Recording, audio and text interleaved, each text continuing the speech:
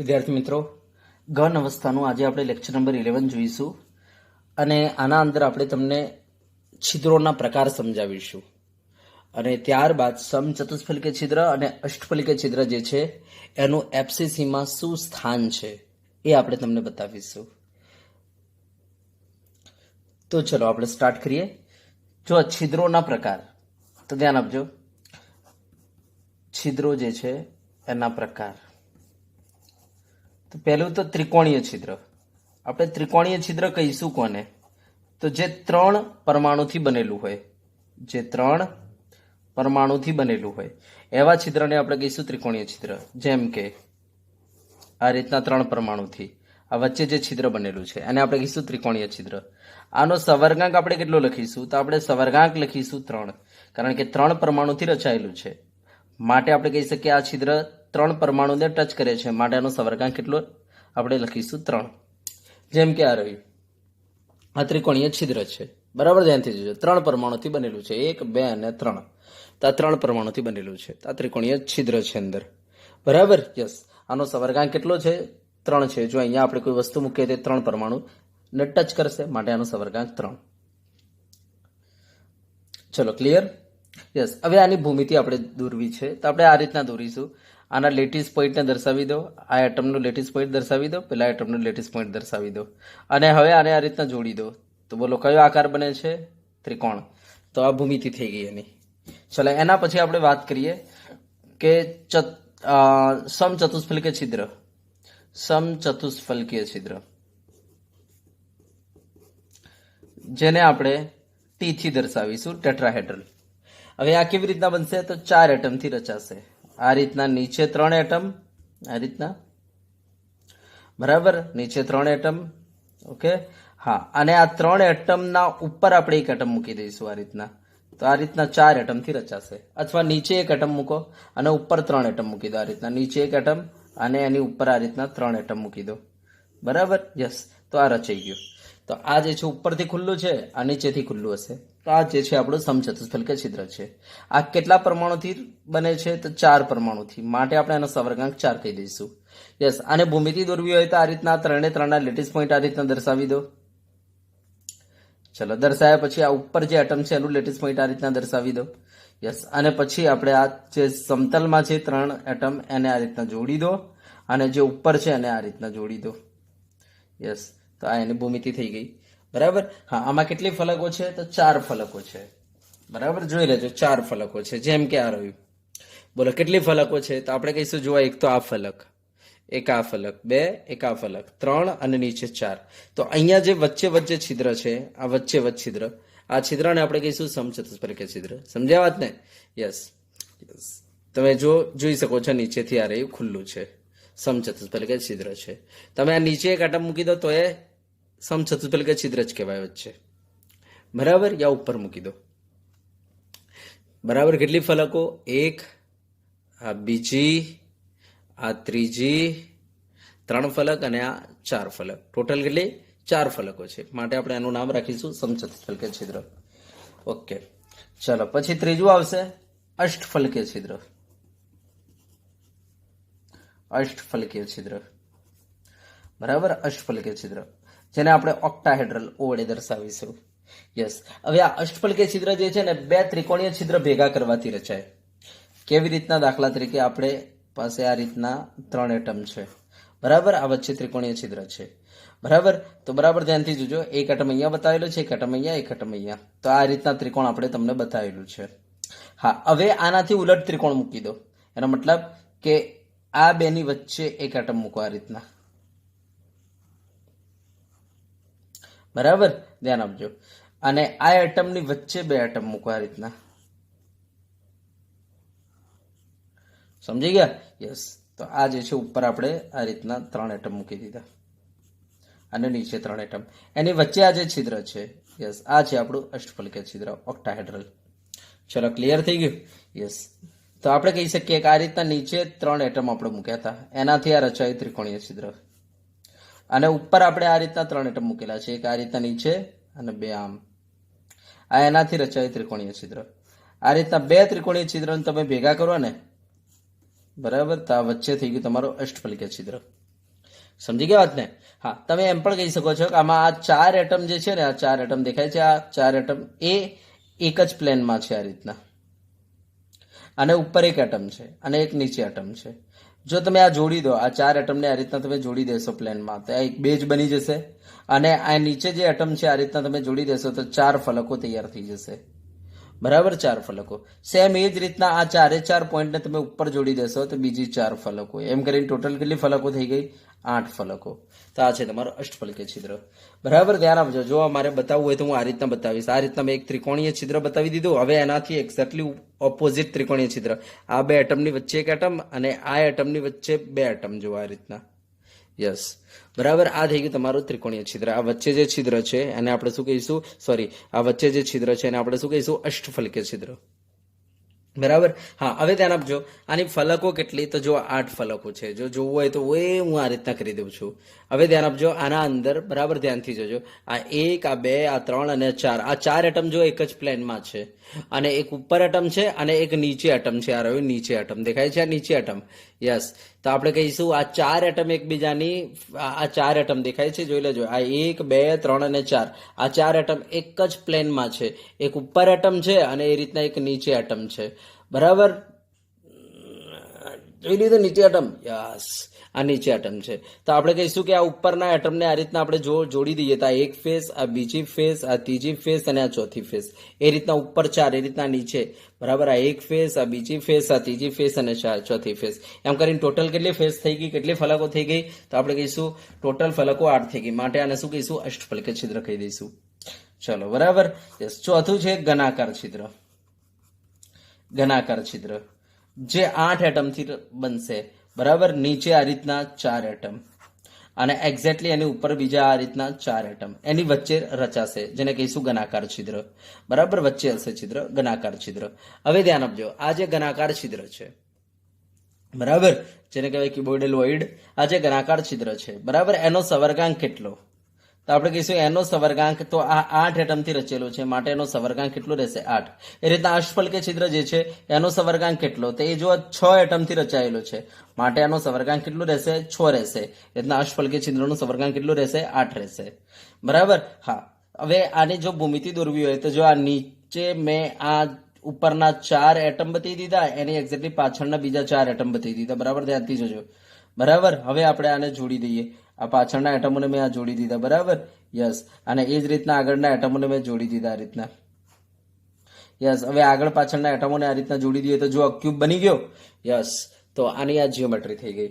બરાબર, જોવામાં આવું લાગશે. જો હું બતાવું તમને, આ નીચે 4 એટમ, ઉપર 4 એટમ અને આ વચ્ચે આ છિદ્ર છે. આ છે ઘનાકાર છિદ્ર. સમજી ગયા? આ છે ઘનાકાર છિદ્ર. Okay, yes. બરાબર, કેટલા એટમથી બનેલો છે? 8 એટમથી બનેલું છે. ચલો, ક્લિયર. હવે ધ્યાન આપજો, જેટલો સવર્ગાંક મોટો ને એટલું છિદ્રનું કદ મોટું. તો જો તમને કોઈ કહે કદનો ક્રમ જણાવો, તો આપણે શું કહીશું કે ભાઈ ઘનાકાર છિદ્ર મોટું હશે, એના પછી આવે અષ્ટફલકીય છિદ્ર, એના પછી આવે સમચતુષ્ફલકીય છિદ્ર, અને એના પછી આવે ત્રિકોણીય છિદ્ર.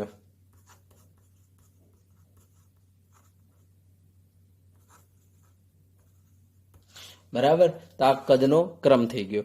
બરાબર, ધ્યાન આપજો. ચલો, ક્લિયર થઈ ગયું? હા, હવે આપણે તમને એક બીજો પ્રશ્ન બતાવવા જઈ રહ્યા છીએ. ધ્યાન આપજો કે આમાં જે અષ્ટફલકીય છિદ્રો અને સમચતુષ્ફલકીય છિદ્રો છે એનું એફસીસીમાં ક્યાં સ્થાન છે, આપણે એની વાત કરીએ હવે.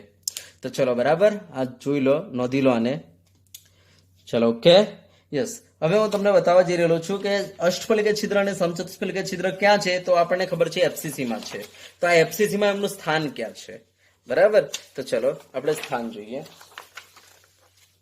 અષ્ટફલકીય છિદ્ર અને સમચતુષ્ફલકીય છિદ્રોના એફસીસીમાં સ્થાન, ફલક કેન્દ્રિત એકમ કોષમાં સ્થાન. તો અષ્ટફલકીય છિદ્ર,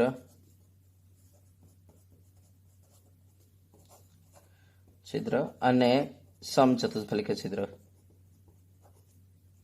સમચતુષ્ફલકીય છિદ્ર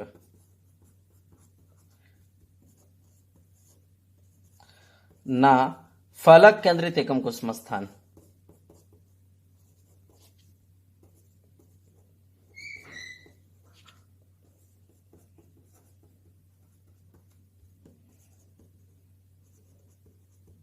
ચલો ધ્યાન આપજો.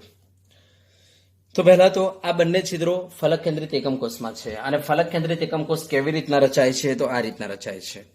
બરાબર. આના અંદર આપણે શું કરીશું તો 6 એટમ લઈશું. પહેલા તો આ રીતના 4 એટમ આ રીતના ફેસમાં મૂકી દઈશું. ધ્યાન આપજો અને 4 એટમ આ રીતના મૂકી દઈશું. એના ઉપર એક એટમ મૂકી દઈશું, એના નીચે એક એટમ. તો વચ્ચે એક નાનામાં નાનું છિદ્ર હશે. આના અંદર વચ્ચે એક નાનામાં નાનું છિદ્ર રહી ગયું હશે. બરાબર. સેન્ટરમાં, આખાના સેન્ટરમાં વચ્ચે એક નાનામાં નાનું છિદ્ર છે. યસ, એ છિદ્રને આપણે કહીશું અષ્ટફલકીય છિદ્ર. શું કહીશું? એ છિદ્રને અષ્ટફલકીય છિદ્ર. બરાબર. તો ધ્યાન આપજો, આ એફસીસી ના અંદર જે જગ્યાઓ છે એની વાત કરવાની છે અને આના અંદર 2 જ પ્રકારની જગ્યા છે. એક અષ્ટફલકીય છિદ્ર છે અને એક સમચતુષ્ફલકીય છિદ્ર છે. અષ્ટફલકીય છિદ્ર ક્યાં છે તો આ આખા એકમ કોષની વચ્ચે સેન્ટરના અંદર જે 6 એટમથી બનાવેલું છે. કયા 6 એટમ તો આપણે કહીશું 4 ફલકો, પ્લેન વાળી અને એક ઉપરવાળી ફલક અને એક નીચેવાળી ફલક, એમ કરીને 6 ફલકના કેન્દ્રોથી રચાયેલું છે આ અષ્ટફલકીય છિદ્ર. વચ્ચે સેન્ટરમાં છે તે માટે આપણે કહીશું એફસીસી ના અંદર એક તો અષ્ટફલકીય છિદ્ર ક્યાં છે? કેન્દ્રમાં છે. હા, બીજો ક્યાં છે તો ધ્યાન આપજો, આ જે ધાર છે, આ ધારની વચ્ચે જો આ જગ્યા પડી છે, આ જે જગ્યા પડી છે ને, યસ, આ અષ્ટફલકીય છિદ્ર છે. એનો મતલબ 12 ધારો છે આપણી પાસે. આ 1, આ 2, આ 3, આ 4. તો જો આ 4 ધારોમાં તમે જોઈ શકો છો આ વચ્ચે જગ્યા છે એટલે અષ્ટફલકીય છિદ્ર છે. એ રીતના જો આ ધારમાં એ જોઈ લો તમે, જુઓ જગ્યા છે ને, બરાબર ધ્યાનથી જોજો, જગ્યા છે ને, યસ, બરાબર ધ્યાનથી જો, આ જગ્યા છે, આ જગ્યા છે, આ જગ્યા છે, હે ને, આ જગ્યા છે. એ રીતના ટોટલ આપણી પાસે 12 ધારો છે. તો દરેક ધાર જે છે, બરાબર, એની વચ્ચે આ જગ્યા છે. આ ટોટલ આ રહી જગ્યા. પછી એ રીતના અહીંયા આ જે જગ્યા પડે છે, ધારમાં 2 પરમાણુ ખસે છે ત્યારે વચ્ચે જે જગ્યા પડે છે એ જગ્યા આપણું અષ્ટફલકીય છિદ્ર છે. તો ટોટલ આપણે કહીશું અષ્ટફલકીય છિદ્ર ધાર ઉપર બીજા 12 છે. તો ટોટલ અષ્ટફલકીય છિદ્ર આપણા એકમ કોષમાં કેટલા તો આપણે કહીશું એક તો સેન્ટરમાં છે અને આપણે કહીશું 12 ધારો ઉપર છે. પણ હા, જ્યારે કોઈ વસ્તુ ધાર ઉપર હોય તો એની આપણા એકમ કોષમાં કેટલો ભાગ હોય? માત્ર 1/4 જ ભાગ હોય. બરાબર. તો મને બતાવજો ટોટલ અષ્ટફલકીય છિદ્રો કેટલા થઈ જશે? તો આપણે કહીશું અષ્ટફલકીય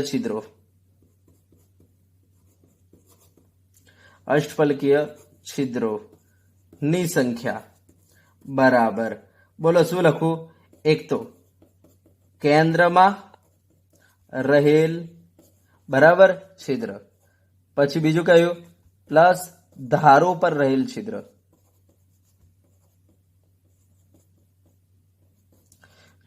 હવે કેન્દ્રમાં 1 છે અને ધારો 12 છે. બરાબર, એટલે 12 ધારો પર છિદ્ર છે. હવે ધાર પર હોય ત્યારે એનો કેટલો ભાગ અંદર રહે? 1/4. તો આપણે કહીશું આ 1 પ્લસ આ 4 તરી 12 એટલે કેટલા થશે? તો આપણે કહીશું અષ્ટફલકીય છિદ્રોની સંખ્યા કેટલી આવશે? તો 4 આવશે. બરાબર. તો અષ્ટફલકીય છિદ્રોની સંખ્યા 4 છે. ક્યાં ક્યાં છે? એક તો સેન્ટરમાં અને બીજું 12 ધાર ઉપર. હા, હવે સેન્ટરમાં જે છે એ 6 ફલકથી રચાયેલું છે, પણ જે ધાર ઉપર છે એ મોટો પ્રશ્ન થાય કે સાહેબ એ શાનું બનેલું છે? જેમ કે આ ધાર ઉપર આ જગ્યા છે એ શાનું બનેલી છે? તો ધ્યાન આપજો, 2 ખૂણાના પરમાણુથી બનેલું છે. પછી એક આ ફલકનો પરમાણુ. ધ્યાન આપજો, એ રીતના આ બાજુ એક ફલક હશે, આમ અહીંયા એક ફલક હશે, તો આપણે કહીશું એ ફલકનો અહીંયા એક પરમાણુ હશે. ધ્યાન આપજો. બરાબર. યસ. પછી આ ફલક છે, ઓકે, આ ફલકના પરમાણુથી અને આની ઉપર આ રીતના ફલક હશે, એ ફલકના પરમાણુ. તો ધ્યાન આપજો કે આ જે રીતના ફલક છે એવી અહીંયા એક ફલક હશે, આ જે રીતના ફલક છે એ રીતના અહીંયા ફલક હશે. તો આપણે કહીશું આ 1, આ 2, પછી અહીંયા ફલક હશે એનો 3 અને અહીંયા ફલક હશે એનો 4. તો આપણે કહીશું 4 ફલકના પરમાણુ. ખબર પડી? જોયું? આ 1, આ 2, અહીંયા એક ફલક હશે 3 અને ઉપર એક ફલક હશે 4. આમ 4 ફલકના પરમાણુ અને 2 ખૂણાના પરમાણુ એનાથી રચેલું છે. 4 ફલકમાં આપણે કહીશું કે આ એકમ કોષની 2 ફલક અને અહીંયા જે એકમ કોષ હશે એની એક ફલક અને અહીંયા જે એકમ કોષ હશે, બરાબર, એની આ જે ફલક હશે એનું સેન્ટર વાળું પરમાણુ, અહીંયા જે એકમ કોષ હશે એની જે ફલક હશે એનું સેન્ટર વાળું પરમાણુ. ખબર પડી ગઈ? તો આ ફલકના કેન્દ્ર વાળું, આ ફલક, અહીંયા જે ફલક હશે એ ફલકના કેન્દ્ર વાળું, અહીંયા જે ફલક હશે એ ફલકના કેન્દ્ર વાળું, એમ કરીને અહીંયા જે ફલક છે એ ફલકના કેન્દ્ર વાળું. તો એમ કરીને આપણે શું કહીશું? તો ટોટલ 4 ફલકના કેન્દ્ર વાળા પરમાણુથી અને 2 ખૂણાથી, એમ કરીને 6 પરમાણુથી રચાયેલું હશે આ છિદ્ર. બરાબર. યસ, આ છિદ્રને આપણે અષ્ટફલકીય છિદ્ર કહીશું. તો ધ્યાન આપજો, અષ્ટફલકીય છિદ્ર જે છે ધાર ઉપર કયા કયા પરમાણુથી રચાયેલું હોય? તો આપણે કહીશું 2 ખૂણાના પરમાણુ અને 4 ફલકો. એક આ ફલક, એક અહીંયા હશે 2, યસ, પછી આ 3, બરાબર, એનું સેન્ટર, અને આ બાજુ જે ફલક હશે, બરાબર, આ બાજુ જે ફલક હશે એનું સેન્ટર, ઉપર જે ફલક હશે. ચલો ક્લિયર થઈ ગયું. એમ કરીને આપણે કહીશું કે અષ્ટફલકીય છિદ્ર જે છે ધાર પરનું જે છે બરાબર કેવી રીતના રચાયેલું છે. તો મેં તમને કહી દીધું 2 ખૂણાના પરમાણુ અને 4 ફલકોના કેન્દ્રના પરમાણુ. તો અહીંયા હું લખી દઉં છું સેન્ટરમાં જે રહેલું છે કેન્દ્રમાં રહેલ અષ્ટફલકીય છિદ્ર, અષ્ટફલકીય છિદ્ર છિદ્ર 6 ફલકના પરમાણુથી રચાયેલું છે. 6 ફલકના કેન્દ્રના પરમાણુથી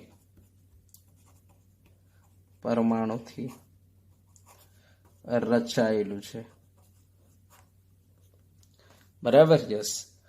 ચલો ક્લિયર. અને હા, ધારો પર રહેલ બરાબર અષ્ટફલકીય છિદ્ર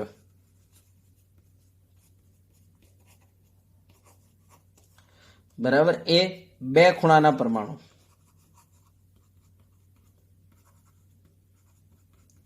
પરમાણુ અને 4 ફલક ના કેન્દ્રના પરમાણુ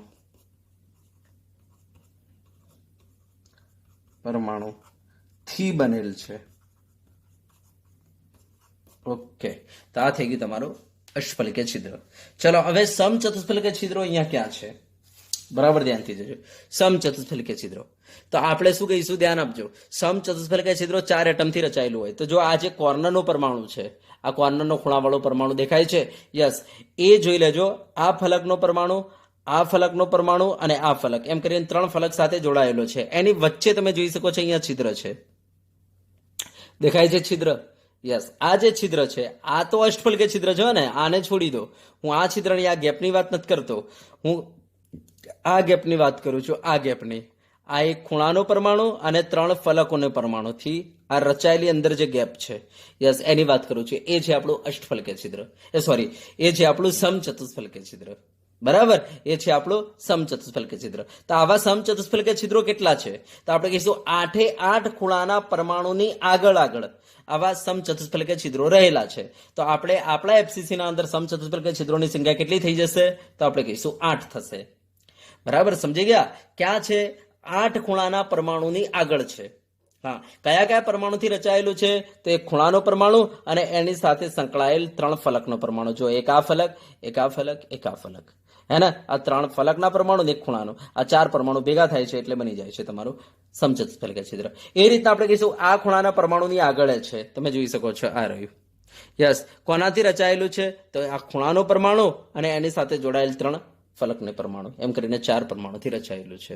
સેમ એ જ રીતના આ દેખાય છે આ ખૂણાનો પરમાણુ, યસ, એની આગળ સમચતુષ્ફલકીય છિદ્ર છે. કોનાથી રચાયેલું છે? તો આ ખૂણાનો પરમાણુ અને આ 1, 2 અને 3, આ 3 ફલકના પરમાણુથી રચાયેલું છે. સમજી ગયા?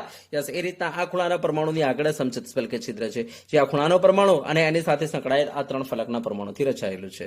સેમ એ રીતના તમે નીચે કરશો તો તમે જોઈ શકો છો આ ખૂણાના પરમાણુની આગળ અહીંયા સમચતુષ્ફલકીય છિદ્ર રહેલું છે. બરાબર. યસ. હું આ નથી વાત કરતો, અને ધ્યાન આપજો, આ તો અષ્ટફલકીય છિદ્ર છે, હું આની વાત નથી કરતો. યસ, હું આની વાત કરું છું, આના અંદર. બરાબર. ચલો ક્લિયર થઈ ગયો. તો આ રીતના આપણે કહી શકીએ કે દરેક ખૂણાના પરમાણુની આગળ બરાબર સમચતુષ્ફલકીય છિદ્ર રહેલું છે, જે ખૂણાનો પરમાણુ અને એની સાથે જોડાયેલ 3 ફલકના પરમાણુથી રચાયેલું છે. ચલો ક્લિયર થઈ ગયો. માટે અષ્ટફલકીય છિદ્રોની સંખ્યા કેટલી થઈ જાય? 8 થઈ જશે. બરાબર, આપણા એફસીસી એકમ કોષમાં. ચલો તો લખી દઈએ અષ્ટફલકીય છિદ્રો, સમચતુષ્ફલકીય છિદ્રો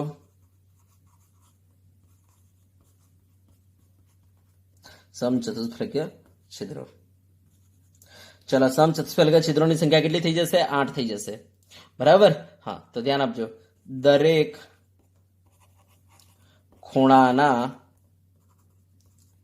પરમાણુની આગળ બરાબર સમચતુષ્ફલકીય છિદ્ર રહેલું છે.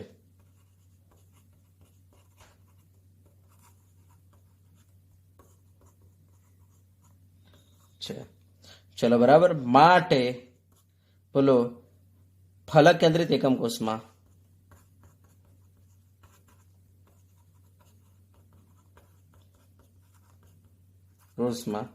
બરાબર 8 સમચતુષ્ફલકીય છિદ્રો થાય.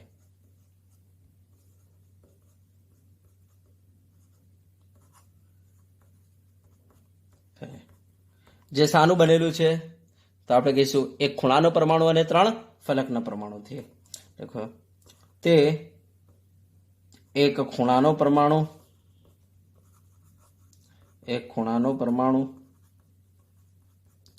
અને 3 ફલકના કેન્દ્રવાળા પરમાણુથી બનેલ છે.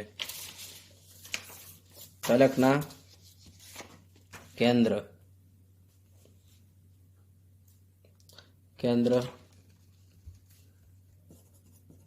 વાળા પરમાણુથી બનેલ છે. ચલો ક્લિયર થઈ ગયું છે? બોલો ઓકે. તો સમચતુષ્ફલકીય છિદ્રો ટોટલ આપણા 8 થઈ જશે અને દરેક ખૂણાના પરમાણુની આગળ હશે. ચલો ઓકે. યસ. તો આ મેં તમને સ્થાન બતાવી દીધું. હા, હવે અહીંયા આપણે નોંધ કરીને એક લખાવીએ તો ધ્યાન આપજો.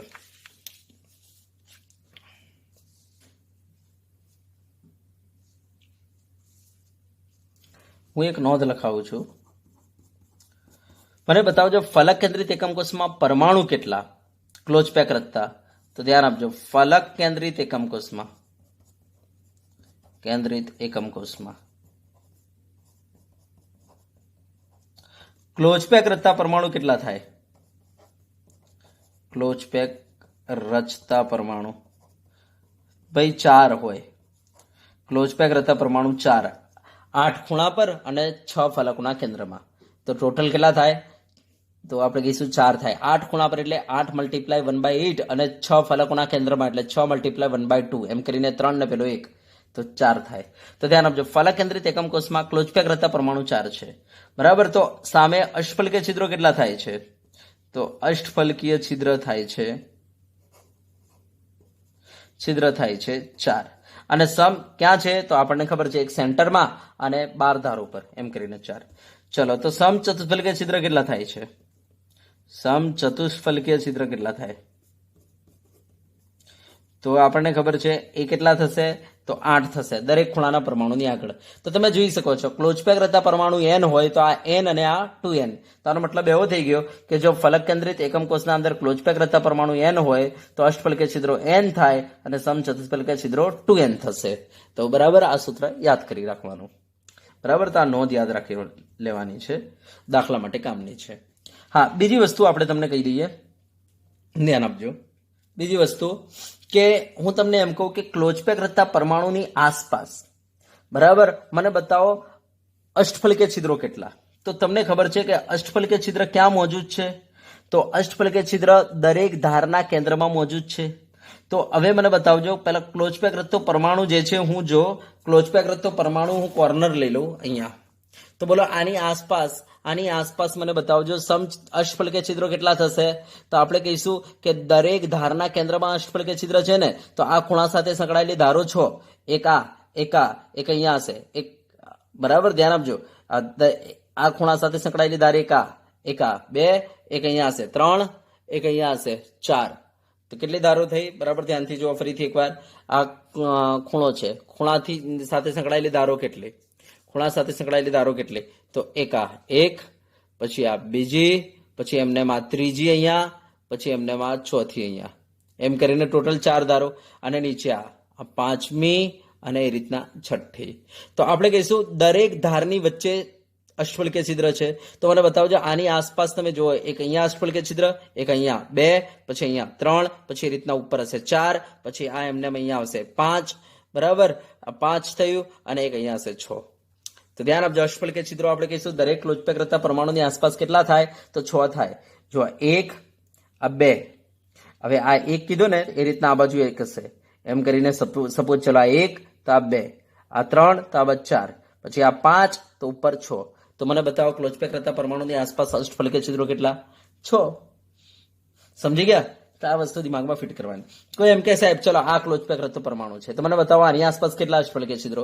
તો જોઈ લો, એક તો સેન્ટરમાં છે એટલે આની બાજુમાં આવી ગયું, એક સેન્ટરમાં છે એટલે યસ 1, પછી જો આ 2, આ 3, આ 4, આ 5. અને તમને ખબર છે, ધ્યાન આપજો, આ જે છે બીજો જે એકમ કોષ હશે એનું સેન્ટર બનાવશે.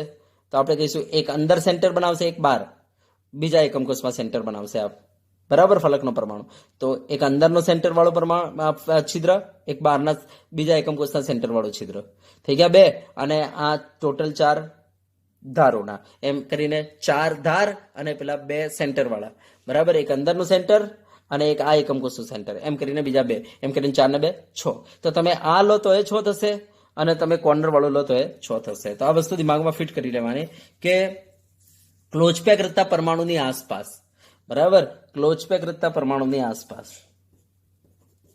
ક્લોઝ પેક રચતા પરમાણુની આસપાસ, બરાબર, અષ્ટફલકીય છિદ્રો કેટલા? 6. ચલો, સમચતુષ્ફલકીય છિદ્રો કેટલા? ક્લોઝ પેક રચતા પરમાણુની આસપાસ. ચલો, સમચતુષ્ફલકીય છિદ્રો કેટલા? ટી કેટલા? તો જો આ આપણી પાસે ક્લોઝ પેક રચતો પરમાણુ છે, બરાબર, આ રહ્યો, એની આસપાસ સમચતુષ્ફલકીય છિદ્રો કેટલા? તો તમને ખબર છે આ પરમાણુ 8 એકમ કોષની વચ્ચે હશે. યસ. હવે ધ્યાન આપજો, આ એકમ કોષના અંદર જો આ ખૂણાના પરમાણુની આગળ તમને શું જોવા મળે છે? જોવા મળે છે તમને સમચતુષ્ફલકીય છિદ્ર. યસ. એ રીતના અહીંયા જે એકમ કોષ હશે એની આગળ આ શું બનાવશે? સમચતુષ્ફલકીય છિદ્ર. એ રીતના અહીંયા જે એકમ કોષ હશે બાજુમાં આની બાજુમાં જે એકમ કોષ હશે ત્યાં પણ આ જે છે ખૂણો જે છે અહીંયા શું બનાવતો હશે? અષ્ટફલકીય છિદ્ર. સમજ્યા વાત ને? એ રીતના અહીંયા જે એકમ કોષ હશે આ બાજુ, બરાબર, અહીંયા અષ્ટફલકીય છિદ્ર. તો આપણે કહીશું કે જો 4 અષ્ટફલકીય છિદ્ર, એક અહીંયા, એક પછી અહીંયા હશે 2, અહીંયા હશે 3, અહીંયા હશે 4, એમ કરીને નીચે 4. એ રીતના આપણે કહીશું કે આ જે છે 8 ખૂણાના અંદર છે, 8 એકમ કોષમાં છે. તો ધ્યાન આપજો, દરેક એકમ કોષના અંદર, દરેક એકમ કોષમાં આ ખૂણો જે છે, દરેક એકમ કોષના અંદર શું બનાવી રહેલો છે? દરેક એકમ કોષમાં આ ખૂણાનો પરમાણુ દરેક એકમ કોષના અંદર સમચતુષ્ફલકીય છિદ્રો બનાવી રહેલો છે. હવે આ ખૂણો 8 એકમ કોષની વચ્ચે છે, માટે 8 એકમ કોષના અંદર આ ખૂણાનો પરમાણુ શું બનાવશે? આવા સમચતુષ્ફલકીય છિદ્રો બનાવશે, જેના કારણે આની આસપાસ સમચતુષ્ફલકીય છિદ્રો કેટલા થઈ જાય? 8 થઈ જાય. ચલો, ક્લિયર? હા, કોઈ એમ કે સાહેબ ચલો તો આ જે છે ફલકનો પરમાણુ એની આસપાસ સમચતુષ્ફલકીય છિદ્રો કેટલા? એ 8 જ થાય. ચલો, કેવી રીતના કોઈ કહેશે? તો જુઓ, ધ્યાન આપજો. પહેલા તો જો એ અહીંયા બનાવે છે, જુઓ આ એક એણે બનાવ્યો, બરાબર, આણે આ બીજો બનાવ્યો, આણે આ જો આ ત્રીજો બનાવ્યો, આણે આ ચોથો બનાવ્યો. તો આ એકમ કોષમાં 4 બનાવે છે. એ રીતના જો ઉપરના એકમ કોષમાં આ કેટલા બનાવશે? 4 બનાવશે. બોલો, 4 ના 4 કેટલા થઈ ગયા? 8. બરાબર. ચલો, ક્લિયર થઈ ગયું. તો આપણે લખી દઈશું ક્લોઝ પેક રચતા પરમાણુની આસપાસ, બોલો, સમચતુષ્ફલકીય છિદ્રો કેટલા? તો આપણે લખી દઈશું 8 થાય. તો આ વસ્તુ દિમાગમાં ફિટ કરી લેજો. ચલો, ક્લિયર થઈ ગયું. તો આ મેં તમને બતાવી દીધું સ્થાન, બરાબર, ફલક કેન્દ્રિત એકમ કોષના અંદર, ફલક કેન્દ્રિત એકમ કોષમાં સમચતુષ્ફલકીય છિદ્રો અને અષ્ટફલકીય છિદ્રોના સ્થાન થઈ ગયા. ચલો, ઓકે. યસ. હવે આપણે જે નેક્સ્ટ લેક્ચર રાખીશું એમાં તમને રેડિયસ રેશિયો રૂલ બતાવીશું, બરાબર. તો ચલો, ઓકે.